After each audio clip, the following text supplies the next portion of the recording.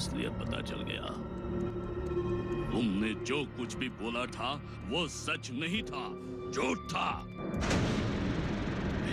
झूठ, बिल्कुल झूठ। मुझे पता चल गया है कि एक सहस्त्र संग्रामी के आड़ में तुम भी एक कैपिटलिस्ट से कम नहीं हो। तुम भी शोषण करते हो लोगों को।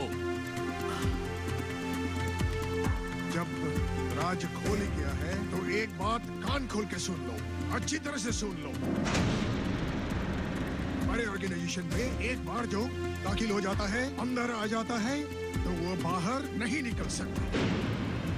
नामुमकिन है बाहर निकलना। जीना यहाँ, मरना यहाँ, और उसके लिए जान भी खोना पड़ सकता है।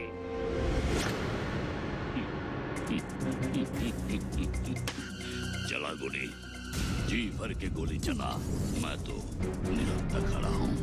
अगर हिम्मत है चला गोली। चला क्यों नहीं रहे हो? चला गोली, चला गोली, चला गोली।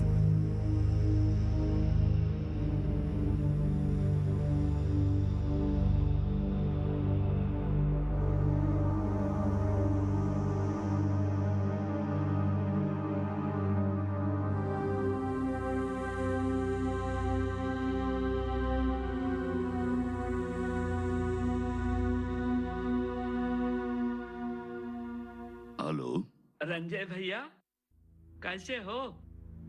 हैं? Very good, very good. हाँ, मैंने जिस काम के लिए आपको कहा था, रंजय भैया, आपने कुछ सोचा क्या? विक्रम, एकदम बारीकी से सोचा। काफी चिंतन मनन करने का बाद मैंने ये निर्णय लिया है कि इस बिजनेस में मैं तुम्हारे साथ नहीं दे पाऊंगा। क्या बोल रहे हैं आप? आप तो मुझे कुतुब मीनार से सीधे नीचे धकेल दिए। कितना कुछ सोचकर मैं आपके साथ बात किया था। मैंने तय किया था कि आपको मैं अपना बिजनेस में 50% पार्टनर बनाऊंगा, 50% पैसा दूंगा। I mean प्रॉफिट, रंजय भैया। देखो विक्रम, तुम अगर प्रॉफिट का 100% देने का वादा करते हो, तब भी मैं राजी नहीं हूं। अभी तुम जानना चाहोगे ऐसा क्यों? सुनो, मैंने ये जो हिंसा का रास्ता है वो बहुत पहले ही छोड़ चुका हूं। देखो, उसका मतलब ये नहीं कि मेरे आंखों के सामने अगर गरीब को अन्याय करते हुए देखा, किसी बेकसूर को कोई मारते हुए देखा, तब शायद बोल नहीं सकता, हथियार उठा भी सकता हूं। वो बिल्कुल अलग बात है। देखो, तुमने मुझे एक लुक्रेटिव ऑफर दिया था। मैं उसके लिए तुमको क्या दूं? धन्यवाद देता हूं। और इस विषय पर आगे और मैं बात करने के लिए तैयार भी नहीं हूं। ठीक है? तो चलो, बाद में मिलेंगे, पर हम लोगों का दोस्ती कायम रहेगा। Thank you. Hello, hello Ranjay भैया, hello. Bloody hell! Foolish man! Blockheaded!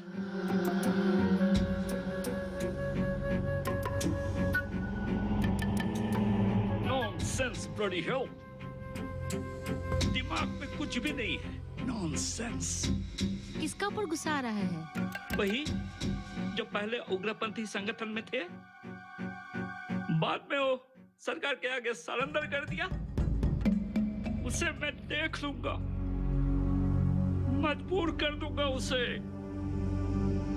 मेरे पैरों पर गिरकर काम धंधे के लिए गिड़गिड़ाने के लिए मैं मजबूर कर दूंगा।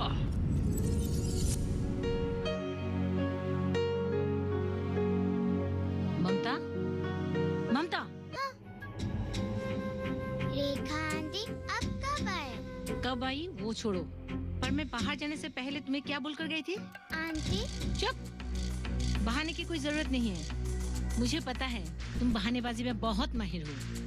मैं बाहर जाने से पहले तुम्हें बोलकर गई थी या नहीं कि घर की नौकर चाकर के ऊपर नजर रखना?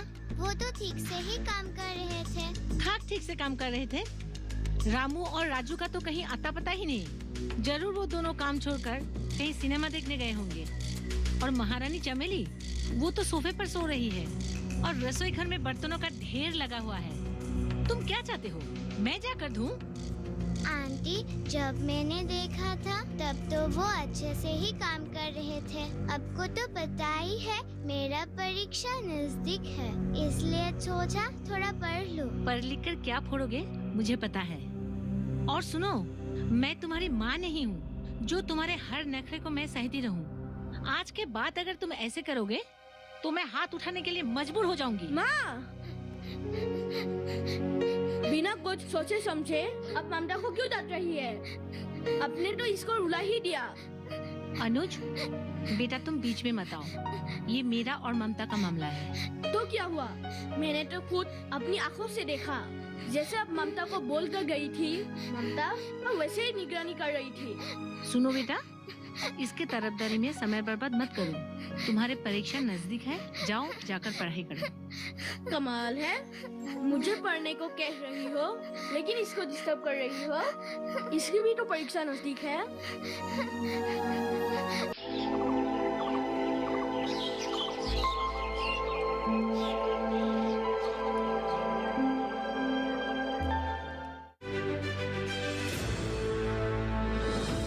खुशहाल होंगे खेत,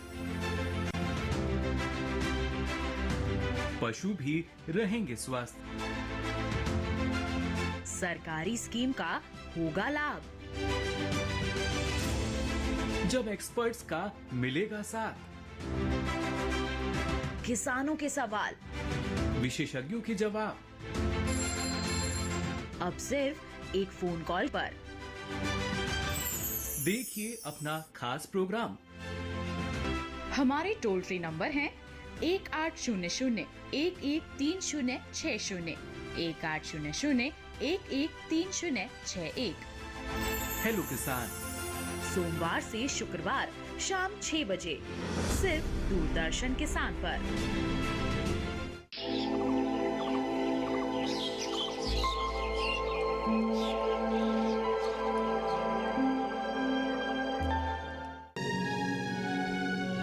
बेटा, तुम अकेले यहाँ बैठे हो?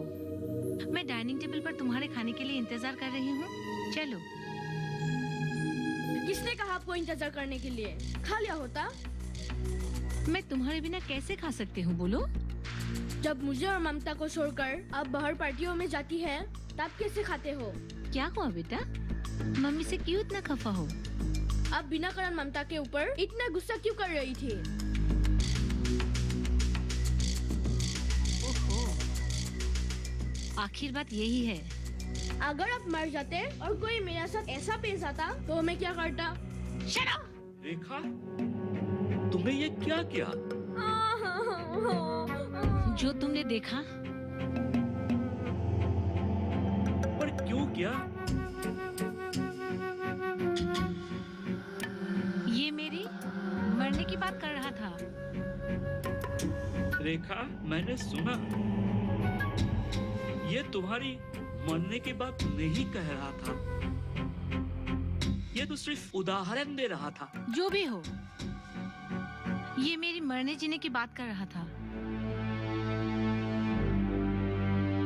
उस मनहूस ममता ने ही इसका दिमाग मरने जीने की बात बोल बोल कर खराब कर दिया।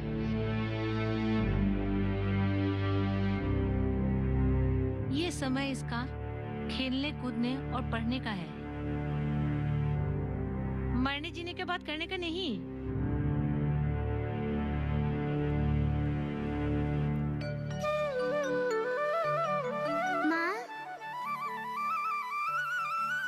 माँ, तुम तो मुझे छोड़कर हमेशा हमेशा के लिए चली गई थी। हाँ, गई थी। माँ, तुम कहाँ गई थी? परमपिता के पास इतना सुकून और शांति है। वहाँ पूरा वातावरण लाल सुनहरे आलोक से सजा हुआ है। मेरे जैसे जितनी पावन आत्माएं हैं वो परमपिता के प्यार में डूबी रहती है। बेटी, दिव्य स्थान सब लोगों के लिए नहीं है, केवल पवित्र आत्माओं के लिए है। इसलिए इस धरती पर जितने दिन रहो हमेशा लोगों का भला करो, उन्हें प्यार करो, क्योंकि सच्चा प्यार ही भगवान है।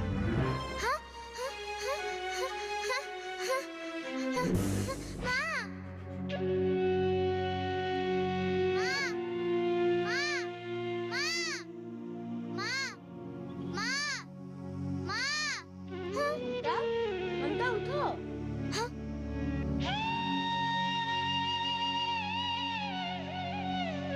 क्या हुआ ममता? तो मामा चिल्ला रही थी। सपने में माँ आई थी। टीवी में हम देखते हैं ना परियों की कहानी, माँ बिल्कुल वैसे दिख रही थी। जानते हो माँ ने क्या बोला? हम इस जन्म में अच्छे काम करेंगे, फिर मरने के बाद हम भगवान के पास जाएंगे। ममता, फिर तुम्हारे मुंह से मरने जीने के बाद तुम्हारा दिमाग तो गया, पर मेरे बेटे का दिमाग खराब करने पर क्यों तुली हुई हो? अनुज, चलो।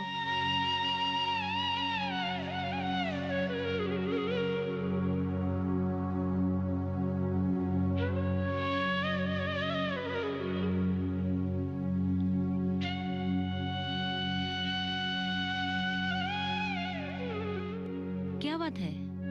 तुम इतना परेशान क्यों लग रही हो? क्या बताऊं, सब बर्बाद हो गया। बहुत होशियार थी ममता की माँ। बचपन में एक कहानी सुनी थी। एक औरत ने मरते समय अपनी सौतन से कही कि वो अपने बेटे को बासी खाना खिलाए, जिससे वो हमेशा तंदुरुस्त रहे, पानी कम पिलाए, जिससे उसका पेट की बीमारी न लगे। सौतन ठहरे मूर्ख। उसने वो सब किया अपने बेटे के साथ, और उसके बेटे को गरम खाना, भरपेट पानी पिलाई। नतीजा क्या हुआ? सौतन की बेटा बेचारा जल्दी ही मर गया, और आज हमारे हालत भी उस सौतन की तरह हो गई। मैंने कभी सपनों में भी नहीं सोचा था कि ऐसा भी कभी हो सकता है। अरे हुआ क्या, ये तो बताओ। सीमा भाभी ने मरने से पहले अपनी वसीयत में अपनी सारी जमीन जायदाद अपनी बेटी ममता के नाम कर दी। वो तो मर गई, पर साथ में हमें भी मार गई। ये सब तुम्हें कैसे पता चला? आज वकील ने मुझे खुद बताया। तुमने वकील को खरीदने के लिए कोशिश क्यों नहीं की? हर वकील बिकाऊ नहीं होता। मैंने उसे खरीदने की बहुत कोशिश की, पर उसने मेरी एक न सुनी। वो अपने प्रिंसिपल का बहुत पक्का है। सबसे बड़ी बात तो ये है, वो ममता के ऊपर एक आंच तक आने नहीं देगा। अच्छा, माँ मरने से पहले सब कुछ मेरे नाम कर गई। हाँ, याद आया, एक दिन माँ ने मुझे कहा था, ममता, जैसे तुम्हारे पिताजी गुजर गए, एक दिन मैं भी चले जाऊंगी। उसके बाद ये सब तुम्हें ही संभालना होगा। याद रखना, इस बिजनेस एस्टेब्लिशमेंट को तुम्हारे पिताजी ने बड़ी मेहनत और ईमानदारी से खड़ा किया है। मेरे जाने के बाद तुम ही अपने पिता की सपने को पूरा कर सकते हो। माँ, अब मुझे छोड़कर जाने की बात क्यों कह रहे हैं? बेटी, समय किसी का इंतजार नहीं करता। किसके साथ क्या हो जाए ये कोई नहीं जानता। इसलिए समय रहते हम अगर सही कदम उठा ले तो आगे जाकर फल मीठा ही होता है ना? हाँ माँ।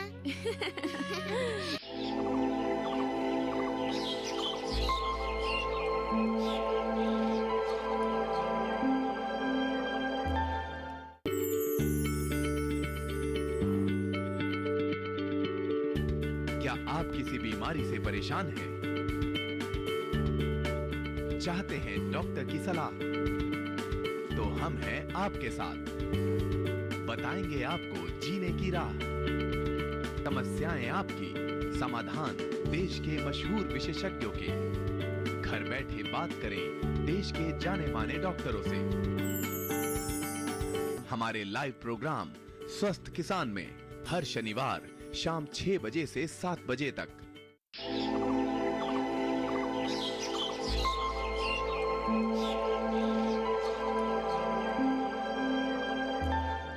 अनुज, अभी तो मैं नाबालिग हूँ। जिस दिन मैं 18 साल की हो जाऊंगी तब मैं माँ की बिजनेस संभालने की कोशिश करूंगी। ममता, मैं भी साथ दूंगा। क्यों नहीं, जरूर अनुज भैया।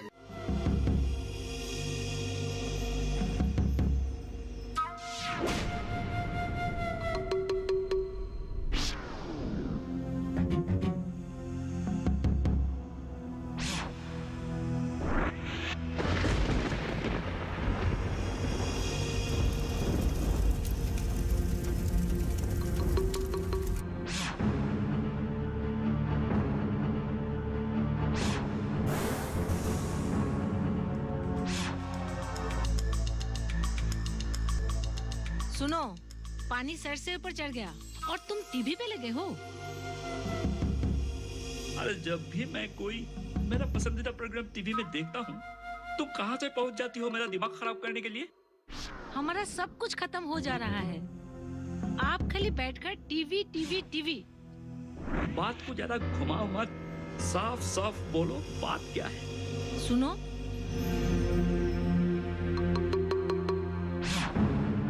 ममता, मैं भी साथ दूंगा। क्यों नहीं, जरूर अनुज भैया। क्या हुआ?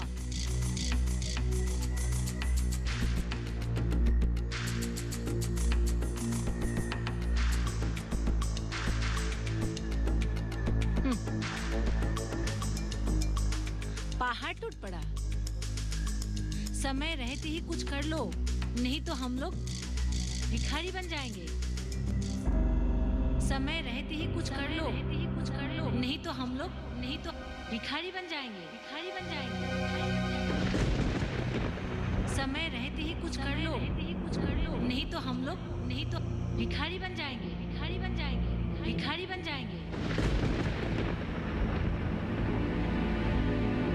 समय रहते ही कुछ कर लो।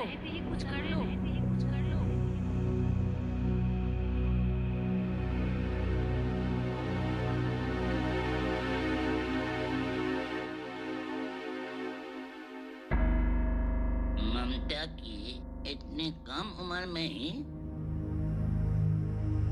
जो सोच और स्वभाव है, उसे देखकर मुझे लगता है आगे जाकर वो अपनी माँ से भी कठोर बन सकती है।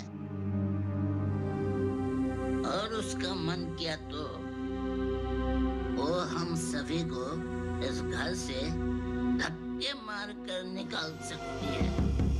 तुमने ठीक कहा। समय रहते ही कुछ कर लो, वरना हम सब भिखारी बन जाएंगे। समय का इंतजार क्यों करूं? आज ही ममता को मारकर उसकी लाश को ठिकाना लगा के निश्चित हो जाता हूँ।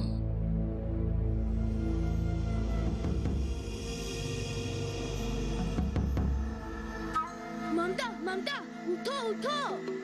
क्यों, क्या हुआ? बस तो भाग जाओ अभी। क्यों? अरे अभी ये सब बताने का समय नहीं है। क्यों? पापा आ रहे हैं तुम्हें मारने के लिए। जाओ भाग जाओ। क्या?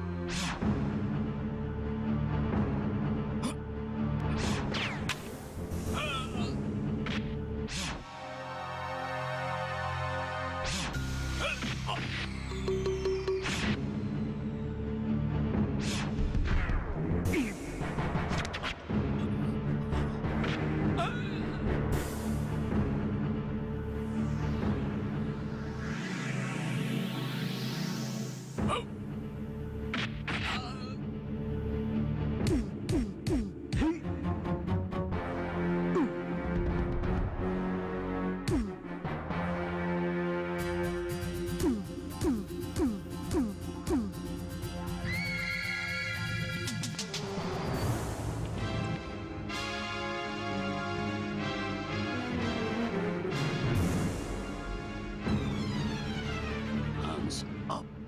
Hands up.